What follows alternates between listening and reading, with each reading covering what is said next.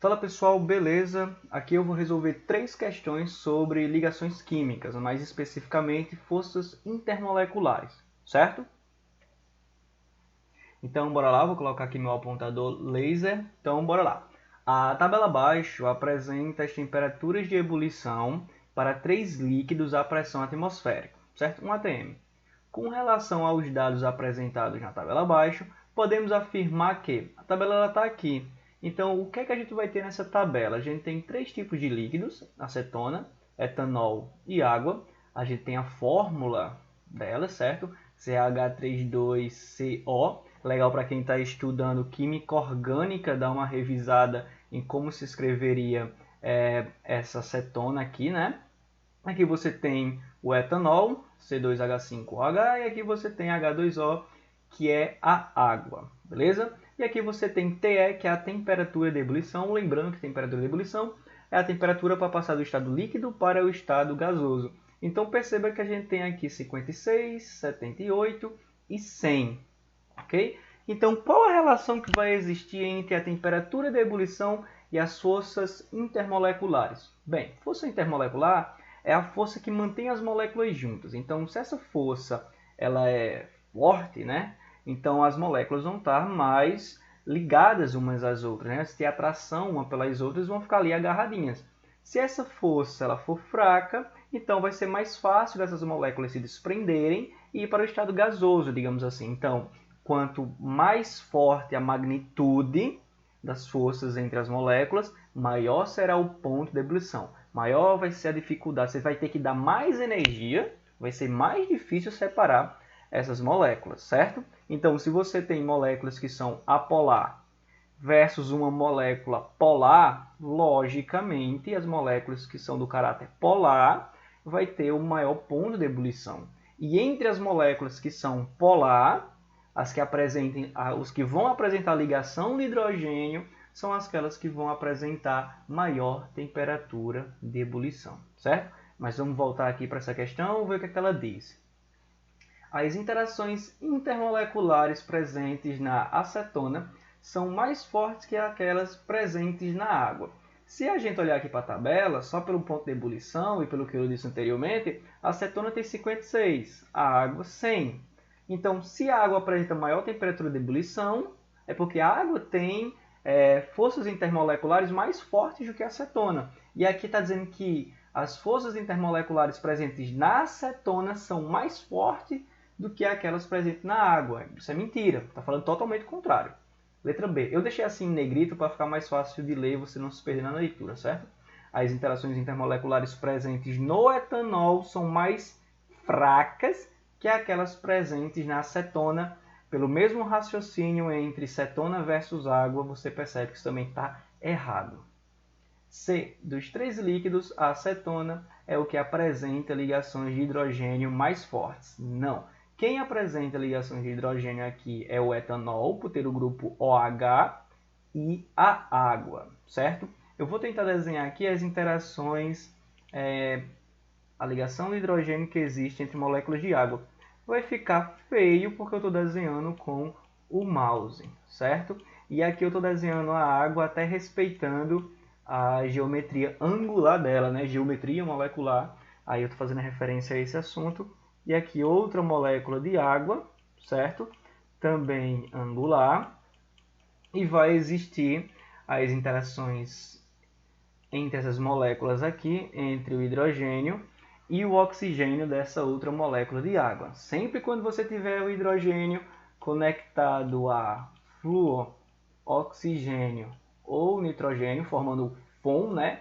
Então você vai ter ligação de hidrogênio, não ponto de hidrogênio, ligação de hidrogênio é mais correto atualmente, então que é uma força intermolecular muito forte. Ela está presente no DNA, entre as moléculas de água, entre a molécula de amônia, certo? Entre as moléculas de etanol também. Então, voltando aqui para C, eu estou aproveitando as questões para ir dando uma revisada, certo? O meu objetivo aqui com essas 3 questões é isso.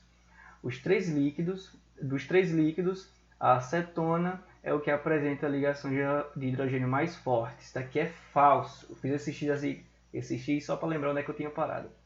A magnitude das interações intermoleculares é a mesma para os três líquidos? Não, não é à toa que eles possuem pontos de ebulição totalmente diferentes. Letra E, as interações intermoleculares presentes no etanol são mais fracas que aquelas presentes na água. Verdade. O CO2 é de importância crucial em vários processos que se desenvolvem na Terra, participando, por exemplo, da fotossíntese, fonte de carbono para a formação da matéria que compõe as plantas terrestres e marinhas. Sabendo que a molécula de CO2 é apolar, podemos afirmar que as forças intermoleculares que unem as moléculas de CO2 são do tipo. Então, beleza, as moléculas que são apolares, elas também ficam juntas umas às outras por causa de uma força intermolecular. Senão, todas as substâncias que fossem apolar estariam no estado gasoso. Mas a gente sabe que existe sim, mesmo sendo fraco, existem essas interações intermoleculares, que no caso aí do CO2, vou fazer aqui referência de novo, porque é um dos assuntos que eu mais gosto, de geometria molecular. A geometria do CO2, diferente da água, ela é linear, porque o CO2 não possui pares de elétrons não ligantes no átomo central, que seria aqui no carbono, enquanto que a água ela possui pares de elétrons não ligantes aqui no oxigênio, por isso que é angular a geometria da água e do CO2 é linear. Mas voltando para cá, as forças intermoleculares que existem entre as moléculas de CO2, o CO2 sendo uma molécula apolar, iônica, ponte de hidrogênio, força de polo-dipolo, forças de London, forças de polo permanente, forças de London, certo? Última questão, a gente tem um enunciado aí bem grande, né?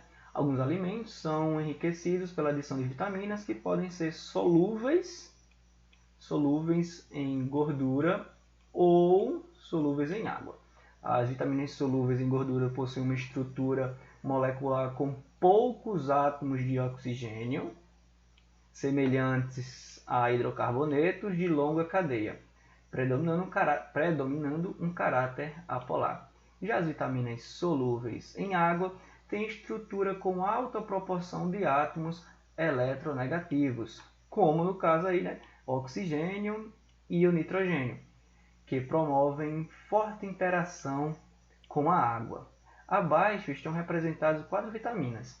Dentre elas, é adequado adicionar, respectivamente, a sucos de frutas puros e a margarina as seguintes vitaminas. Então, suco de fruta vai ser, não é Cris, de todo mundo odeia o Cris. Suco de frutas aqui nesse caso, a gente vai considerar que é um meio polar, pois tem água.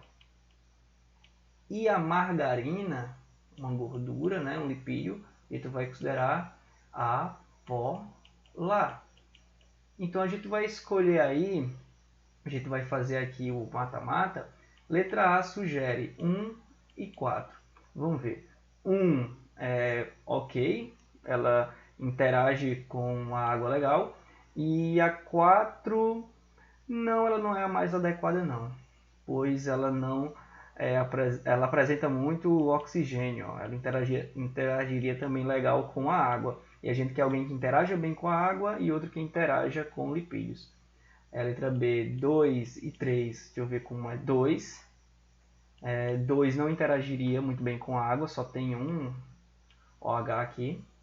Se você quiser saber se uma molécula interage bem ou não com a água, é só olhar se ela tem muitos oxigênios ou muitos OH.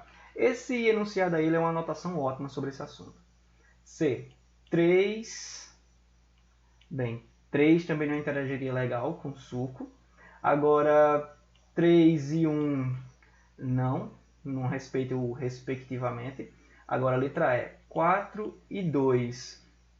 4 interagiria com a água ali do suco. E 2 tem um caráter bem apolar, né? Só tem um H, então prevalece o caráter apolar. Interagiria legal com margarina. Então, eu vou ficando por aqui. Valeu, espero que tenha ajudado.